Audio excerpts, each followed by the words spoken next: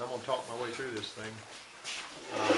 This thing right here was a 97 Ranger, 97 Ford Ranger, and it had 27,000 miles on it, and the ABS light would come on, but it wasn't on all the time. Now, it had rear wheel anti-lock brakes on it, which was mandated starting in 1987. But this particular one didn't have four-wheel. It said rear anti-lock brakes. And you know, whenever we see those, a lot of times, well, that's a simple vehicle to fix, you know, the ABS. So there's this guy had his vehicle written up, and it said an ABS light comes on. I don't know what he told the service writer. I don't know the service writer, a guy named Hoover.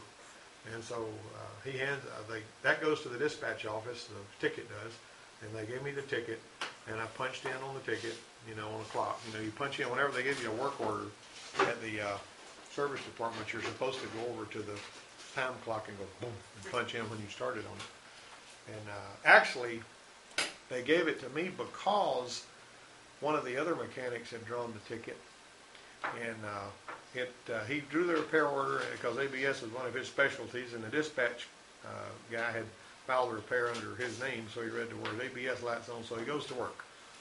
And he gets the code, little flash out code. You remember there's a worksheet on this we got over here where you flash the codes out on this 98 model we got, and you're basically going to track down. So he flashed it out, and the code that he got typically indicated that the fluid level sensor in the reservoir was bad. So he threw a reservoir on it and, you know, didn't see a light and pulled it out there and parked it. And as soon as the guy came to pick it up, you know, he came right back into the write-up area. And, of course, what they would do is they would call me whenever somebody, you know, fouled up or whatever, and I had to go out and talk to the customer. I don't know why, because, I mean, all I was another mechanic, you know. But anyway, I went out there, and the guy said, let me show you how you make this happen. And so he mashed the park brake, and the red light came on when you mash the park brake like it always does.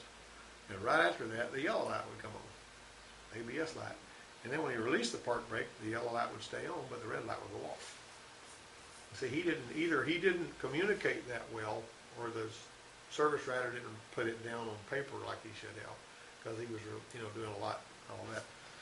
So anyway, what he wound up doing, you know, he basically ordered the part, put it in when the guy got it. See, several days had gone by and all that. And I wrote this up in sort of like a baseball motif and all that kind of stuff. But you know, on the little 2-wire connector, I'm going to tell you about this. There's actually a 3-wire connector that goes to the brake on this. Right? Yeah, hey, we got a truck. Okay, appreciate it.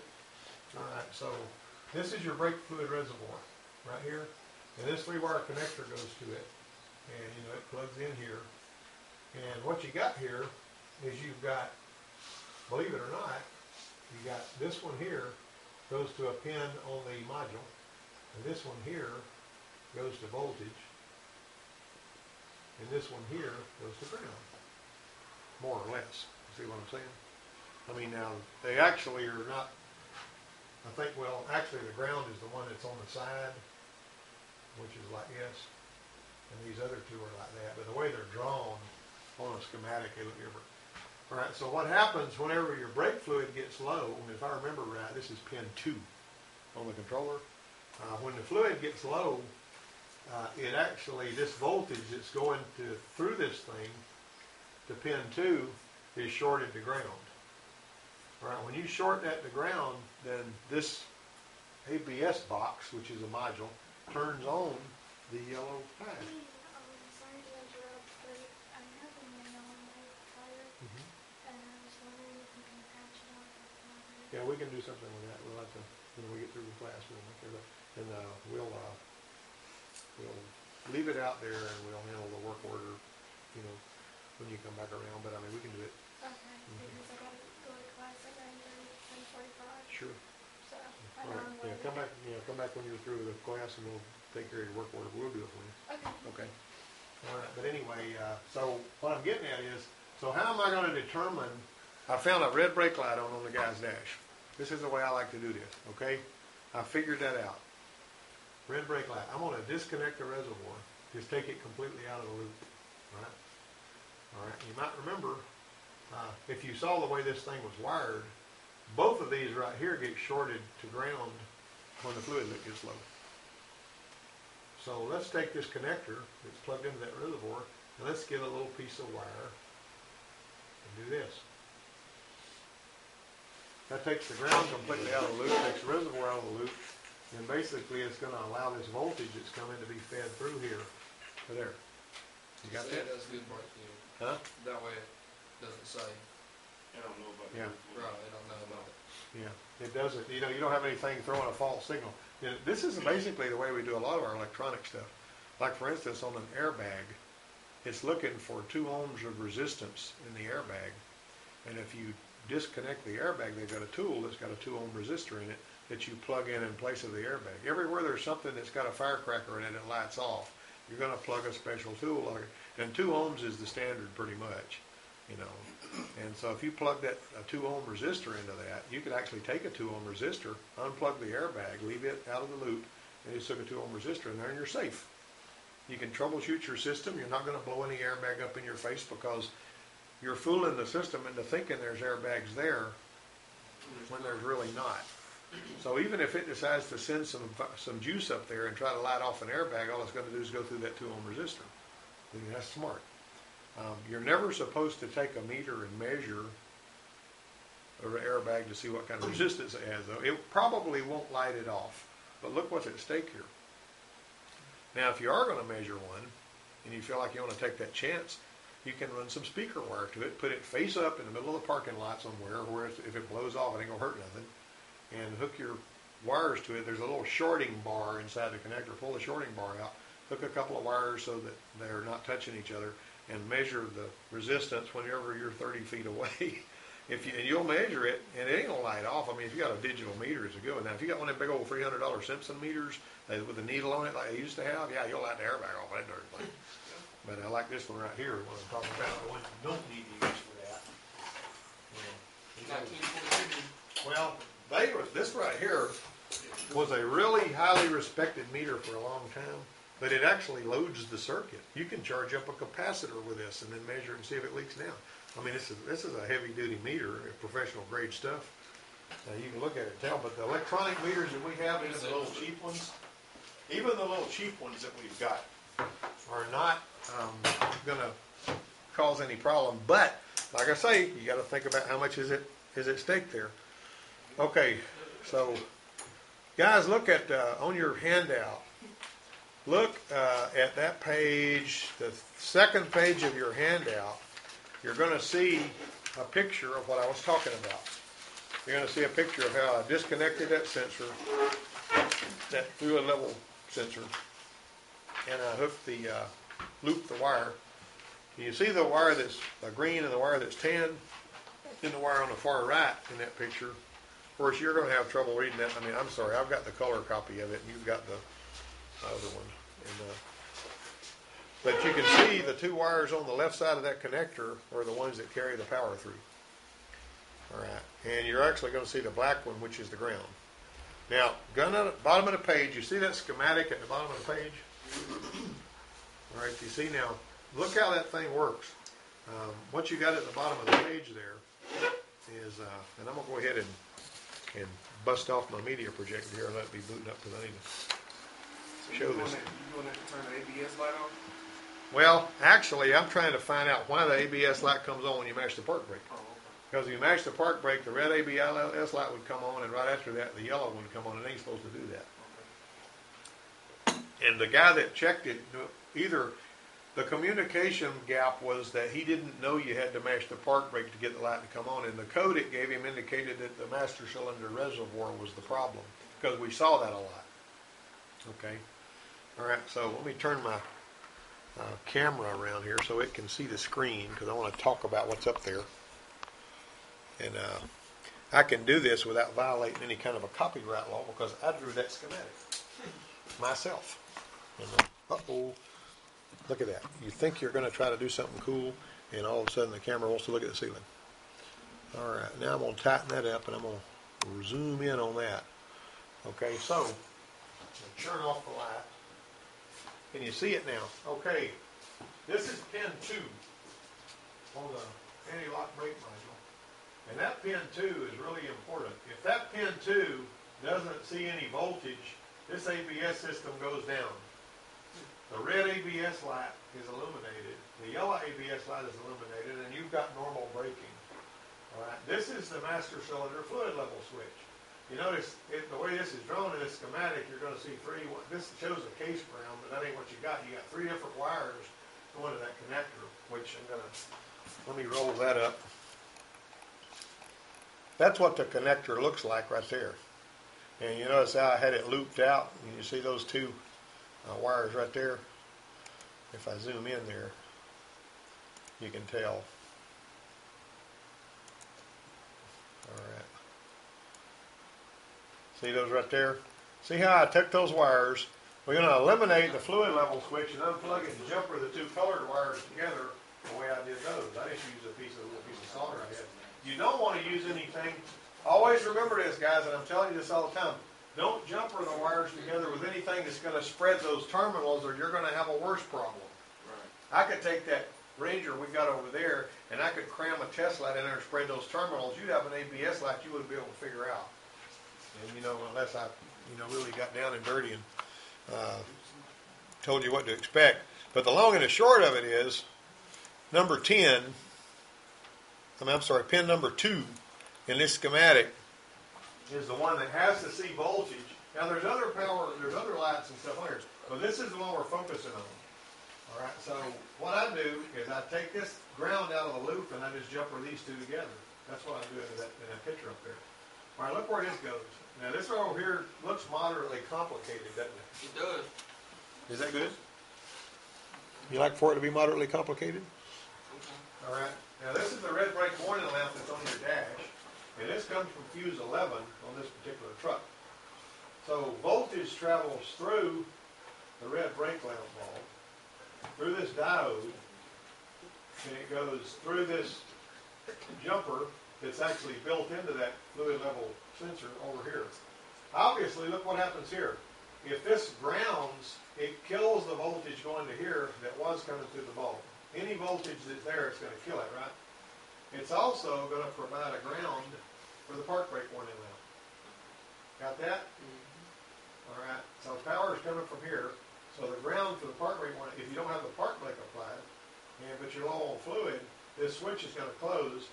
And being low on fluid also shuts down the ABS system, but it doesn't turn on the orange light. Why doesn't it turn on the orange light? Got any idea? Wes getting his answer from his phone number. All right. See that? You got a diode resistor assembly, right? Now that is not an assembly so much as it's 2 different components in the fuse panel. There's a diode and there's a resistor, and they're separate.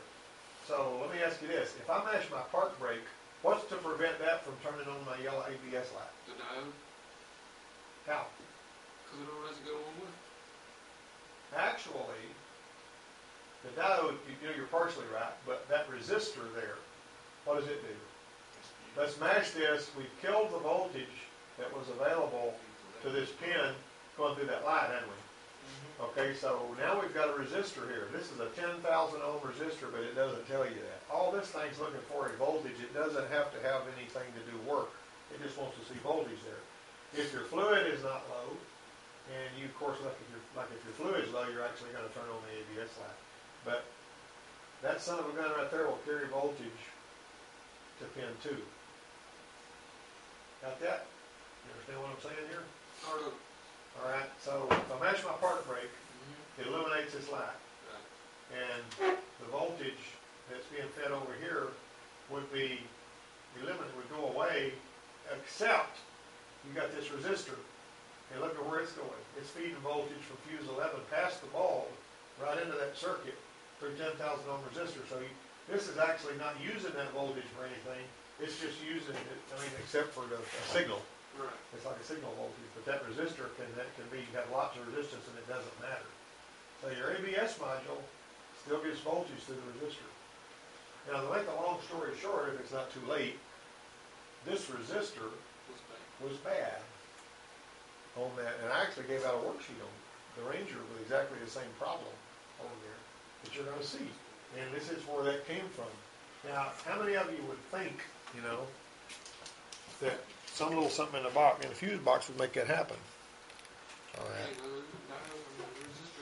Now, I'm going to tell you a little bit about this thing right here. See this RABS module here? The one that's on the Ranger we got here is actually in the up there on the fender. Real close and easy to get to, which is smart. I don't know why they crammed this one down here, except they just threw it down there. And the year after this truck right here that I'm showing you was made, they moved it up there where it is on our 98 Trainer. That particular thing has got 4 wires going to it. Anybody got any idea what those 4 wires do? There was a worksheet on it. What do they do? Remember what those 4 wires do? One wire. Isn't that the binary code worksheet? No. No, this particular thing here has got 4. You're thinking about a transmission range sensor. Yeah. This thing right here has got 2 solenoids in it. Right? You see the 2 solenoids from where you're sitting? Mm-hmm. 2 silver there. Yeah. All right. Now the wires that go to this thing, one of them is going to feed those solenoids, and 2 of the wires are going to trigger the solenoids. But you have another wire, a blue wire with a red stripe, and that blue wire with a red stripe can also turn on the red ABS light. Because, what happens how many of you guys have ever seen a situation where you blew a wheel cylinder or your brakes weren't bled properly on one end of the car or the other, the pedal wasn't worth a crap and the red brake light came on? What makes the red brake light come on? It's got a little switch inside that gets off center, or that whenever actually a little piston that moves and raises up and closes a switch that causes that red light to come on whenever you've got unequal pressures between your 2 channels on your brakes. That was there even before we had ABS, because you had the brakes were split, they were either diagonally split or front rear split, and if one of those channels wound up losing pressure, the other channel would still stop the car. That was the purpose for doing that. But if one of the channels lost, you wouldn't want the customer to know, not only do you have a low brake pedal, but we've got a red brake light. That's a double warning there that you got issues going on. Now, if you disconnected this thing right here, you would see a red brake light. Why? Because it's not showing voltage. Huh? It's not showing voltage. It's got an 18,000 ohm resistor in it. There's voltage going down there that's like 5 volts through that red wire with the blue wire with the red stripe.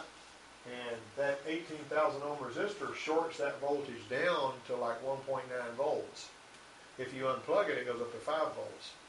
So if it's shorted, the red light's going to come on. If it's open, the red light's going to come on. But the ABS module is the one that takes that signal and interprets it and decides what to do about it. How did I know that? That's not in any book that I've ever seen. What I did was, when I was really digging into these things and I wanted to understand those things better than anybody else I knew so that I could fix them quick so I could make more money. That's how you do that. If you want to understand something better than everybody else, you memorize the schematic, you measure voltages, you want to know what to expect at every. And I tell you what, that four-wheel ABS system on those Thunderbird Super Coupes was a booger bear. It looked like a road map of Clarksburg, the wire schematic did. And I measured voltages all over that thing, and I wrote them down. And when one came in, I could measure all those voltages, and aha, that's supposed to be 6 volts. I see 1 volt there, I'm replacing this part. I fixed a bunch of them things like that because of the fact that I didn't want to get smacked around. The book was no good. I had to come up with my own test data. You see what I'm saying? If you're working on a lot of the same kind of cars, you can do that kind of stuff. But you have to have the smarts to make it happen, right? You got to have the desire to do better. If you're just one of these kind of people that just stands around like this whenever you ain't got nothing to do, looks up and there with your mouth open, man, I'm going to be measuring voltages on good cars. Then I'm going to know what it's supposed to be on, when I'm checking a bad car. That's always best. But anyway, you got a current dropping resistor that alerts the module in case the wire connector's been unplugged or the wires are got cut. And that causes the RABS module to illuminate the red brake light. But it throws a code 4 instead of a code 12. What's RABS stand for? Rear anti-lock brakes. Yeah. All right. So I was just wanting to make sure. See, I would go to that module, that pin that, the pin on the module that's fed by this blue wire. That monitors that thing right there. I would measure the voltage on that pin, and I would know something. Look at this. See that particular. This looks very similar to what we got. What's different about this than the one that we got on our Ranger here? You got any idea? They look the same. It's not though. Somebody tell me what's different about it. It's 5-speed. It's backwards. On a 97 model, the relays are back here. Oh, yeah, okay. See how they put it in reverse? All right, now look at this. You see this little white piece? Very important. And I'm gonna go over this test with you too, so don't bail out on me. Right there, you got there's diodes here. There's two diodes in there. One's for brakes and the other one's for PCM. So that one right there is a 10,000 ohm resistor. It looks kind of like a fuse, but the terminals are turned sideways. What is it though? It's a resistor. It's a 10,000 ohm resistor that was in that schematic. That white part that you're seeing right there is this part right here. See that? Oh, okay. That part right there. So they put that in there just for the brakes. They put it in there. The only reason it's in there is just for the ABS. They don't want the ABS coming on. I mean, the ABS light coming on when you mash the park brake. Right. And so it took one of those to fix it. That's all that was wrong with it. So, but anyway, what was How much funny? will those cost? Huh? That little resistor, I don't even remember. It was cheap. It didn't cost very much. Just a little piece of plastic thing. Now, technically, if you got a 10,000 ohm resistor from the Radio Shack and put a couple of little terminals on it, you could just loop it and put it in there, and you do the same job. See what I'm saying? And but anyway, and that's my bio from 2000 right there, and a picture of me when I was not nearly as good looking as I am now. Okay. All right. So, all right. Now let's go over these here questions here. Let's look at the questions. What inputs can turn the red brake warning lamp on? A, when the fluid level is low. B, when triggered by the reset switch in the RABS valve, which I was just talking about. C, when the park brake is applied, or all of the above. All the above. That ain't hard, is it? How does the controller know a braking situation is underway? Does it feel the gravitational deceleration of the vehicle? Does it sense stop lamp switch through pin 11? Yes, it does. Does it monitor rear differential speed? D would be both B and C, right? That's the one it is. Okay, Sam is the guy that I talked about. Actually, the guy's name, he had a different name. That guy's doing transmissions now, and he's still over at Hornblade. How did he access the trouble codes on the Ranger? I tell you what was really cool. If you look at your wiring schematic, if you look at your wiring schematic, this is what's funny. You can actually take your and this is crazy how you do this. If you know which fuse to pull out of the PDC, you can actually you can pull that fuse and tap the brake, and it'll start flashing codes. You don't have to go hunting that connector if you know which fuse to pull. And I think on the F-150s it was, I can't remember which fuse it was, but I used to do that. I have ABS issue. I'd pull the fuse, I'd tap the brake, I'd read the flashes, and I'd have the code before the other guy even found the connector. But see, that's because you look at the schematic and you think outside the box. Okay, that means access you don't plug a scan tool in on the rear anti-lock brakes on these things. Ground the cold side of fuse 9 interior fuse panel, ground the cold side of fuse 35 the PDC. Watch the red brake light flash. Now there's some. Okay, let's get up here and look at this for a second. All right. Now watch that. Let's make sure we know which one is which because it's different on different vehicles. See what I'm saying? All right, let's find it in our handout here. We want to make sure we know. Do that. Oh, whoop. See that? Bottom right. Yank fuse number 9, which is a fuse 35 on 98 models, with a key on, and jump the cold side of the fuse socket momentarily to ground. Now, see if that's also wired into the stop lamps. You can just tap the brakes, and the ground that is coming from the stop light bulbs that takes that to ground will start it flashing. But anyway, there's also that connector under there. And see, there's your fuse. So you know which one it is now. You know the answer to that question. So it's B, it's C, it's 98 model, it's fuse 35. Yeah. All right, let's come on down it's here. 97 model. Yeah, that was a 97 model in there. All right. Now then, how did he know the switch in the RABS valve wasn't causing the red brake warning light to come on? The code he received would have been a 4 instead of a 12. That was in the text I was just giving you. All right.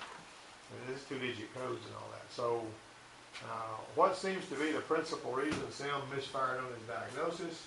The way the repair order was written, he wasn't aware the problem was tied to park brake application. The service writer didn't ask the right questions. The customer didn't give enough information. All of the above. All of the above.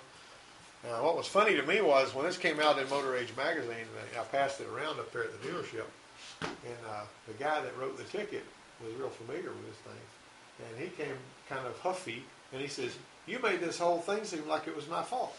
I said, "Well, it pretty much was." He didn't appreciate that, but it was funny. That knothead borrowed one of my ratchets one time. Didn't tell me he had it. And I bought another one because I couldn't find the one he borrowed.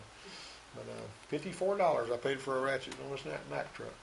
All right, so let's see. What purpose do the diode and resistor serve? They confuse technicians and students, right?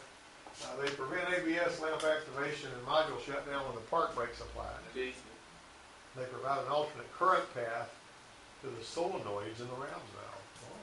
Oh. Why did the ABS lamp illuminate when the diode was removed? When the diode was removed. Now remember, not the resistor, the diode. The resistor was open and no alternate current path was available to provide voltage to pin 2. The resistor provided a ground path for the warning lamp. The RABS controller thought a panic stop was underway. Actually, it was a. What on that one? What should an ohm meter read when connected to the resistor? 10,000 ohms. And what it should read, the 10,000 ohm resistor. What are the two black atoms in the power distribution center next to the resistor? They're diodes. And finally, what situation will be created if the black atoms were removed along with the resistor? If both of them were removed. The engines wouldn't start. Because one of those is the engine controller. I mean, the diode that's tied into the PCM system. So number 6 was they prevent ABS lamp activation and module shutdown when the park brake's applied. Huh? You read it to see it when it stops. Yeah. Well, yeah, it's actually B. I mean, that's what it is. That's what the one that's wrong on. All right. Did everybody learn something on that? It's pretty cool. It was simple once you